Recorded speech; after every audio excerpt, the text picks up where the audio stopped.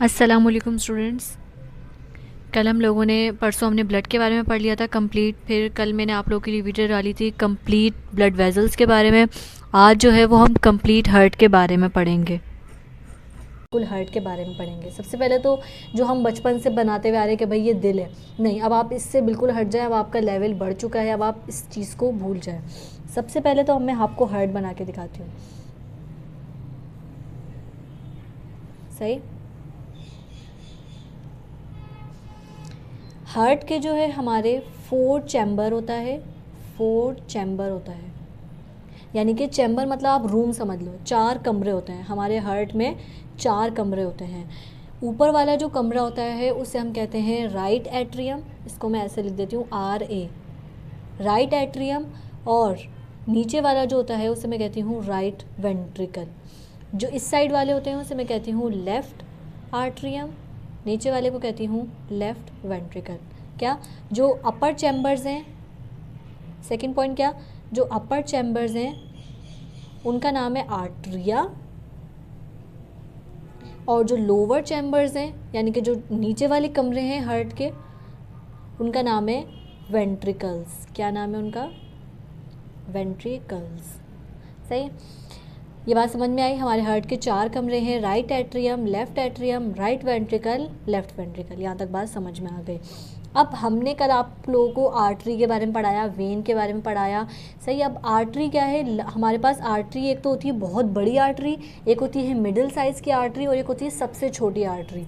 जो सबसे बड़ी आर्टरी होती है ना उसे हम कहते हैं लार्जेस्ट आर्टरी, और उसका नाम एक अलग रख दिया है। सही, ताकि हम डिफ्रेंशिएट कर सकें ना भाई। और ये अलग अलग क्यों है? लार्जेस्ट का मतलब क्या है भाई, और स्मॉलेस्ट का मतलब क्या है? Smallest largest due to the diameter की वजह से। समझ में आ रहा है? जो सबसे बड़ी आर्टरी है उसको आप समझ लें सबसे मोटी आर्टरी और सबसे बड़ी आर्टरी, उसको हम कहते हैं एओर्टा। क्या कहते हैं? एओर्टा। और जो सबसे स्मॉलेस्ट आर्टरी है, स्मॉलेस्ट किस सेंस में कहा भाई मैंने? है तो आर्टरी ही ना। स्मॉलेस्ट इस सेंस में कहा कि उसका डायमीटर बहुत कम है, उसको मैं कहती हूँ आर्टीरियोल। समझ में आ रहा है? और जो मिडिल साइज़ की होगी, मतलब जो नॉर्मल साइज़ की होगी, उसको हम आर्टरी ही बोलेंगे। फिर लार्जेस्ट वेन, यानी कि ऐसी वेन जो बहुत बड़ी वेन है, उसको मैं कहूँगी वेना कैवा। और जो स्मॉलेस्ट वेन होगी, राइटिंग अगर आप लोगों को समझ में ना आए तो आप लोग मुझे बता सकते हैं, मैं इसको इम्प्रूव कर लूँगी। स्मॉलेस्ट वेन जो है उसको मैं कहूँगी वेन्यूल्स। समझ में आया तक बात? अब हार्ट में क्या होता है? सबसे पहले हार्ट के राइट एट्रियम में 2 पाइप एंटर हो रहे होते हैं। क्या बोला मैंने? 2 पाइप एंटर होते हैं। ये यहाँ से खुला हुआ है, सही है? ये पेन है ना, यहाँ से खुला हुआ है, सही। ये 2 पाइप एंटर हो रहे होते हैं। क्या बोला मैंने? हार्ट के अंदर 2 पाइप एंटर हो रहे होते हैं जिनका नाम है वेना कैवा। जो ऊपर वाले पाइप है उसका नाम है सुपीरियर वेना कैवा, और जो नीचे वाला पाइप है उसका नाम है इन्फीरियर वेना कैवा।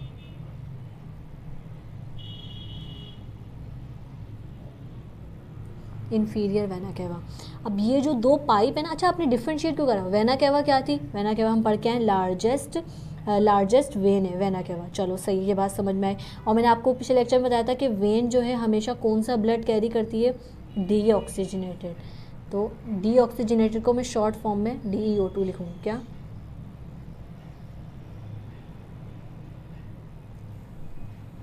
डीऑक्सीजनेटेड को मैं शॉर्ट फॉर्म में DeO2 लिखूँगी। समझ में आ रहा है बच्चों? डीऑक्सीजनेटेड। अब ये जो 2 वेन्स है ना, superior vena cava, inferior vena cava, ये दोनों ही डीऑक्सीजनेटेड ब्लड लेके आ रही होती है। कहाँ से? बॉडी से। बॉडी से लेके आ रही होती है। अच्छा, मैंने आपसे बोला कि दोनों ही वेना कैवा है, तो मैंने एक का नाम सुपीरियर वेना कैवा रखा, एक का नाम इन्फीरियर वेना कैवा रखा। क्यों? एक तो बायोलॉजी में ना जब भी आप सब कुछ पढ़ो, हर किसी एक चीज़ का रीज़न होता है, तभी हम हर चीज़ को डिफ्रेंशिएट करते हैं। बगैर रीज़न के हम कुछ भी नहीं करते। जैसे आपने बोला वेना कैवा है, वेना कैवा है, लेकिन फिर सुपीरियर और इन्फीरियर क्यों कह रहे हो भैया?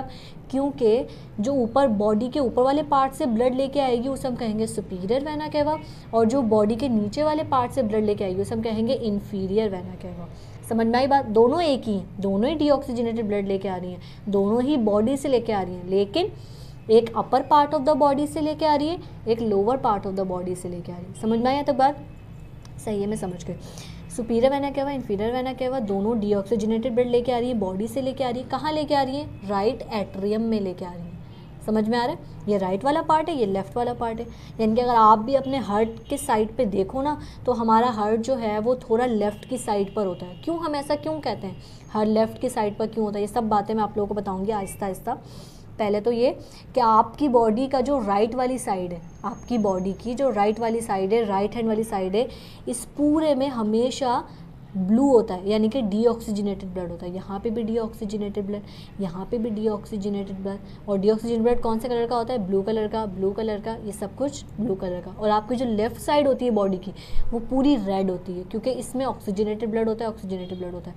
अब आप बोलोगे ये कैसे, मतलब बॉडी के हार्ट के एक ही पार्ट में डीऑक्सीजनेटेड, दूसरे पार्ट में ऑक्सीजनेटेड, मतलब ऐसा क्या हुआ कि ये डीऑक्सीजनेटेड ऑक्सीजनेटेड हो गया? सबसे पहले तो आपको मकसद समझना ज़रूरी है कि हमारी बॉडी में जो दो ब्लड हैं ये किस तरीके से एक्सचेंज हो रहे हैं।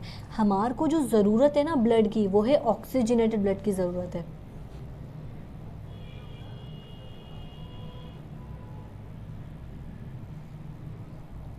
आप लोगों को पता है कि हम लोग ऑक्सीजन लेते हैं या कार्बन डाइऑक्साइड लेते हैं? जाहिर सी बात है, हम एयर से ऑक्सीजन लेते हैं, कार्बन डाइऑक्साइड बाहर निकालते हैं। तो ऑक्सीजन लेते हैं यानी कि हमारे लिए ज़रूरी क्या हुई? ऑक्सीजन। तो ब्लड भी कौन सा ज़रूरी हुआ हमारे लिए? ऑक्सीजन वाला। समझ में आ रहा है? लेकिन अगर हमारी बॉडी में ये वाला ब्लड है, डीऑक्सीजनेटेड ब्लड है, तो ज़रूरी है कि हम इस डीऑक्सीजनेटेड को कन्वर्ट करें ऑक्सीजनेटेड में। समझ में आ रहा है? तो हमारा हार्ट जो है यही काम कर रहा होता है, डीऑक्सीजनेटेड को कन्वर्ट करके दे रहा होता है, डीऑक्सीजनेटेड ब्लड को हमें कन्वर्ट करके दे रहा होता है ऑक्सीजनेटेड ब्लड में। समझ में आया आपको यहाँ तक की बात? अब क्या होता है, ये ब्लड यहाँ पे आ गया, यहाँ तक बात खत्म हो गई। राइट एट्रियम में जैसी ब्लड आया डीऑक्सीजनेटेड, अब वो राइट एट्रियम से जाएगा राइट वेंट्रिकल में। कैसे जाएगा भाई? यहाँ पर एक दीवार मौजूद है, या बोले एक दरवाज़ा मौजूद है। इस दरवाजे का नाम है ट्राइकस्पिड वॉल्व। ये मैं यहाँ बना के दिखा रही हूँ आप लोगों को, इसको कहते हैं ट्राइकस्पिड। अब इसके पीछे भी रीज़न है कि इसको आप ट्राइकस्पिड ही क्यों बोलते हो? Tricuspid valve. पहले तो आप मतलब समझ जाए वॉल्व का मतलब क्या होता है। वॉल्व का मतलब होता है डोर, डोर, दरवाज़ा। समझ में आ रहा है? और ट्राई मतलब थ्री, कस्पिड, कस्प मतलब होता है कि वॉल्व, दरवाजे। समझ में आ रहा है? तो तीन कस्प वाली वॉल्व। तो देखें 1 2 3। समझ में आ रहा है? सब कहते हैं ट्राइकस्पिड। अब इसको कहते क्या है? ट्राइकस्पिड। ये कहाँ मौजूद होती है भाई? ये राइट एट्रियम और राइट वेंट्रिकल के बीच में मौजूद होती है। समझ में आया? चलो सही, ये बात समझ में आ गई। अच्छा, ये तो होती है ना, ये जो ये हैं, ये और ये और ये सब क्या है? ये हैं दीवारें। और जो इनके बीच में मौजूद होंगी, जैसे हमारे घर में भी हर चारों तरफ दीवारें मौजूद होती हैं, किसी एक जगह पर इधर से उधर जाने का रास्ता होता है, वो क्या होती है? दरवाज़ा। जैसे यहाँ से यहाँ आना है तो दीवार फाड़ के तो नहीं आ सकते हैं ना, हमें किसी दरवाजे की ज़रूरत है। तो यहाँ से आने में बीच में एक दरवाज़ा मौजूद है, यहाँ से यहाँ आने में भी बीच में एक दरवाज़ा मौजूद होगा। समझ में आ रहा है आप लोगों को? तो ये क्या है? ये हैं दीवारें। तो इन दीवारों के भी कोई ना कोई नाम है, और आप लोगों को ये सब कुछ याद करना है, क्योंकि आप बायोलॉजी के स्टूडेंट हैं, आपको पता है कि भाई बहुत सारे नाम होते हैं, बहुत सारी चीज़ें होती हैं। लेकिन आप उसको, उन सब चीज़ों को कहानी बना के पढ़ेंगे ना, तो आप बहुत अच्छे तरीके से उन सब चीज़ों को याद कर सकते हैं। तो राइट एट्रियम और लेफ्ट आर्ट्रियम के बीच में जो दीवार होती है, उस दीवार को हम कहते हैं आर्ट्रियल सेप्टम। क्या कहते हैं? Atrial septum. Atrial septum. Atrial मतलब आर्ट्रिया, दो कमरों का नाम है ना आर्ट्रिया। और सेप्टम मतलब पार्टीशन। हर चीज़ की मीनिंग होती है। आपको पता है बायोलॉजी में हर वर्ड की डिफरेंट मीनिंग होती है। ये भी इंग्लिश का वर्ड है, ये भी इंग्लिश का वर्ड है, लेकिन हमने पार्टीशन क्यों नहीं बोला? आर्ट्रियल पार्टीशन क्यों नहीं बोल रहे भाई? एक डिफरेंट मीनिंग होती है ना बायोलॉजी में हर वर्ड की। तो हम कहते हैं आर्ट्रियल सेप्टम, आर्ट्रियल पार्टीशन भी बोल सकते हो। और जो दो वेंट्रिकल्स के बीच की जो दीवार है, क्या? दो वेंट्रिकल्स के बीच की जो दीवार है, इसे हम कहते हैं ventricular septum. Ventricular septum. Ventricular septum मतलब जाहिर सी बात है वेंट्रिकल के दरमियान की पार्टीशन। पार्टीशन मतलब अलग अलग होना। समझ रहे हैं आप लोग? समझ गए भाई हम लोग, यहाँ से लेके यहाँ तक ब्लड आ गया है, राइट एट्रियम से राइट वेंट्रिकल में आ गया। किसके ज़रिए आया भाई? ट्राइकस्पिड के ज़रिए आया। कौन सा ब्लड आया है? डीऑक्सीजनेटेड ब्लड आया है। ये कहाँ से आया है? ये बॉडी से आया है, फिर राइट एट्रियम में आया, फिर राइट वेंट्रिकल में आया। अब कहाँ जाएगा ब्लड? अब जो ये है ब्लड जो है वो यहाँ पे एक और पाइप मौजूद होता है। ये मैं गोल क्या बना रही हूँ, आपने देखा है पाइप जो होता है, समझिए ये पाइप है पूरा, समझिए ये पूरा एक पाइप है। तो पाइप का जो ये ऊपर वाला हिस्सा होता है जिसको हम क्रॉस सेक्शन एरिया भी बोलते हैं, क्या कहते हैं? Cross section area. तो इसको मैं इस तरह बना रही हूँ, समझिए ये पाइप इस तरह बाहर की तरफ निकला हुआ है। समझ में आ रहा है आप लोगों को? तो मैं इसका पाइप तो नहीं बना सकती, 3D तो है नहीं मेरे पास, तो मैं पाइप तो नहीं बना सकती, लेकिन मैं पाइप का जो ऊपर वाला हिस्सा है ना वो आपको बना के दिखा रही हूँ। इसका मतलब क्या है कि यहाँ से एक पाइप बाहर आ रहा है हार्ट से। समझ में आ रहा है आप लोगों को? तो इस पाइप को ये यहाँ से निकल रहा होता है और ये 2 में डिवाइड हो रहा होता है। बहुत गंदा हार्ट हो गया है अब, लेकिन आप लोगों को समझाने के लिए सही। तो ये जो 2 पाइप निकल रहे होते हैं ना, इनको मैं कहती हूँ पल्मोनरी आर्टरी। क्या कहती हूँ? Pulmonary artery. यहाँ देख लें आप लोग अब।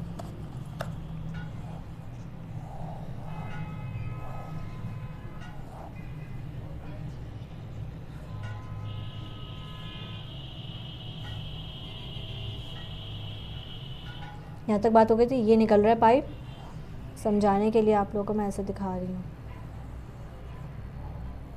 एक इधर जा रहा होता है, एक इधर जा रहा होता है, समझिए 2 पाइप हैं, सही है। इन पाइप का नाम क्या है? Pulmonary artery.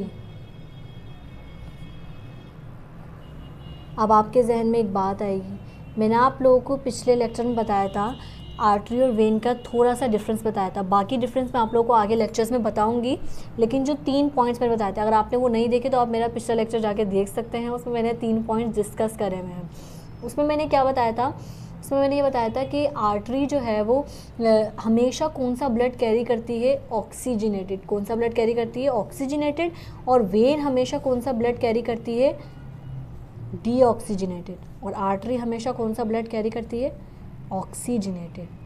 लेकिन अब आप बोलोगे कि यहाँ से आप कह रहे हो पल्मोनरी आर्टरी निकल रही है और यहाँ पर तो कौन सा ब्लड है? डीऑक्सीजनेटेड, यानी कि वो डीऑक्सीजनेटेड ब्लड लेके जा रही है। तो मतलब आप कहना क्या चाह रहे हो? भाई मैं कहना ये चाह रही हूँ कि तमाम आर्टरियाँ ऑक्सीजनेटेड ब्लड कैरी करती हैं एक्सेप्ट पल्मोनरी आर्टरी।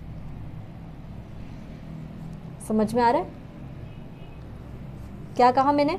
जितनी आर्टरियाँ आप पढ़ोगे ना भाई, देखो आर्टरियाँ अलग अलग किस्म की हैं। जैसे आर्टरी हमारी बॉडी में पूरी जगह फैली हुई है, लेकिन जो आर्टरी हमारे पाँव की तरफ जा रही है उसे हम अलग नाम दे देंगे। जैसे समझे इलियक आर्टरी हाथों में जा रही होगी या कहीं और जा रही होगी, सबक्लेविन आर्टरी, सही है, कहीं और, मतलब आर्टरी ही होगी, लेकिन ड्यू टू वो अलग अलग जगह पे जा रही है इसलिए मैंने उसका अलग अलग नाम रख दिया है।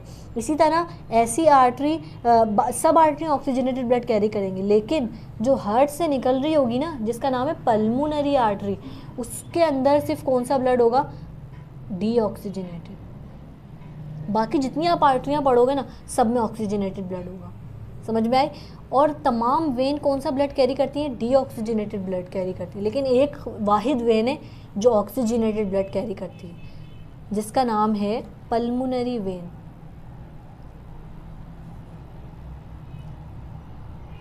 अब पल्मोनरी वर्ड जो निकला है ना, ये लंग्स से निकला है। किससे निकला है? लंग्स से। यानी कि जब भी कहीं पल्मोनरी वर्ड आ जाएगा तो आप समझना लंग्स से रिलेटेड कोई बात हो रही है। तो अब मैंने यहाँ पल्मोनरी लिखा है, लेकिन मैं तो हार्ट से रिलेटेड बात कर रही हूँ। लेकिन नहीं, ये जो 2 आर्टरियाँ हैं ना, ये जा रही है लंग्स के अंदर। हमें पता है हमारा हार्ट 2 लंग्स के बीच में होता है। समझे, यहाँ पर एक लंग्स है और यहाँ पर एक लंग्स है। तो ये जो दोनों आर्टरियाँ हैं ना, ये लंग्स के अंदर जा रही होती हैं। ये दोनों लंग्स के अंदर जा रही होती हैं। लंग्स के अंदर जाने वाली आर्टरी का नाम क्या है? Pulmonary artery. क्या बोला मैंने? लंग्स के अंदर जाने वाली आर्टरी का नाम क्या है? Pulmonary artery. Pulmonary artery. और ये कौन सा ब्लड लेके जा रही होती है लंग्स के अंदर? डीऑक्सीजनेटेड। कौन सा ब्लड लेके जा रही होती है? डीऑक्सीजनेटेड। कहाँ से निकल रही होती है ये? भाई ये निकल रही होती है राइट वेंट्रिकल से। समझ में आई यहाँ तक बात? ये तो हो गया हमारे हार्ट का बिल्कुल आधा पोर्शन। सही। मकसद क्या है भाई? किस चीज़ का मकसद? कि भाई ये राइट एट्रियम से राइट वेंट्रिकल में आए, फिर लंग्स में जाए, इन सब का मकसद क्या है? मकसद ये है कि हमारे को अपना डीऑक्सीजनेटेड ब्लड कन्वर्ट करना है ऑक्सीजनेटेड में। और ऑक्सीजन किसके पास होती है बहुत ज़्यादा? लंग्स के पास होती है। क्या बनाया मैंने? बहुत गंदे से बनाए, लेकिन ये लंग्स हैं, आप समझ लें बस इनको। तो ये क्या है? लंग्स हैं। और इनके पास क्यों जा रहा है हमारा ब्लड? क्यों जा रहा है हमारा ब्लड? क्योंकि हमारा जो ब्लड है ना वो डीऑक्सीजनेटेड है। तो वो लंग्स के पास क्यों जा रहा है? वो लंग्स के पास जा रहा है ऑक्सीजन लेने के लिए, ताकि वो ब्लड डीऑक्सीजनेटेड से कन्वर्ट हो जाए ऑक्सीजनेटेड में। समझ में आ रहा है? अब क्या होगा? हमारा ब्लड जाएगा लंग्स में, फिर लंग्स क्या करेगा? उसके अंदर से सारी कार्बन डाइऑक्साइड को ले लेगा, तकरीबन कार्बन डाइऑक्साइड को ले लेगा और उसके अंदर ऑक्सीजन डाल देगा। सही। अब हमारा ब्लड कैसा हो गया? हमारा ब्लड अब हो गया है ऑक्सीजनेटेड। समझ में आ गया? ऑक्सीजनेटेड ब्लड हो गया। अब हमारी बॉडी को ऑक्सीजनेटेड ब्लड चाहिए, तो हमारी बॉडी ने जो डीऑक्सीजनेटेड ब्लड था वो हार्ट को दिया, हार्ट ने लंग्स को दे दिया। अब लंग्स हार्ट को देगा, फिर हार्ट वापस बॉडी को देगा। क्या हुआ? बहुत कॉम्प्लिकेशंस हुई हैं। सुने, हमारी बॉडी ने ब्लड दिया हार्ट को। तो ये कौन सा ब्लड था? ये ब्लड था डीऑक्सीजनेटेड ब्लड। फिर हमारे हार्ट ने वो ब्लड दिया लंग्स को। लंग्स को कौन सा ब्लड दिया? वही भाई डीऑक्सीजनेटेड दिया है। फिर लंग्स ने हार्ट को वापस ब्लड दिया, लेकिन अब वो डीऑक्सीजनेटेड नहीं दिया, बल्कि वो कौन सा दिया? ऑक्सीजनेटेड। यानी कि वो ब्लड जो हमारे लिए ज़रूरी है। समझ में आ रहा है? ये हमारे लिए इतना ज़रूरी नहीं है, हमारे को ये चाहिए क्योंकि हमें ऑक्सीजन चाहिए, हमें कार्बन डाइऑक्साइड वाला ब्लड नहीं चाहिए। समझ में आ रहा है? तो उस कार्बन डाइऑक्साइड को हम लंग्स में दे देते हैं, फिर लंग्स बॉडी से बाहर निकाल देती है। इसका भी पूरा सिस्टम है जो मैं आपको रेस्पिरेटरी सिस्टम में बताऊंगी आगे लेक्चर्स में। अगर आपने इस वीडियो में मुझे बहुत ज़्यादा प्यार दिखाया और लाइक करा बहुत ज़्यादा, तो मैं आप लोगों को ज़रूर आगे जितने भी सिस्टम्स हैं ना हमारी बॉडी में, वो सब मैं आपको क्लियर करवाऊँगी। लंग्स से हार्ट में, फिर हार्ट हमारी बॉडी को देगा वो ब्लड, हार्ट हमारी बॉडी को देगा ऑक्सीजनेटेड ब्लड। फिर आप बोलोगे हमारा ये ऑक्सीजनेटेड वापस डीऑक्सीजनेटेड क्यों हो गया? क्यों? क्योंकि हम लोग कॉन्स्टेंटली कार्बन डाइऑक्साइड निकालते। हमारे बॉडी में क्या हो रहा है? जब हम लोग खाना खाते हैं ना, हमने खाना खाया, हमें उस खाने से एनर्जी मिलती है, लेकिन खाने से एनर्जी पता है कब मिलती है? जब वो फूड ऑक्सीडाइज होता है। क्या होता है?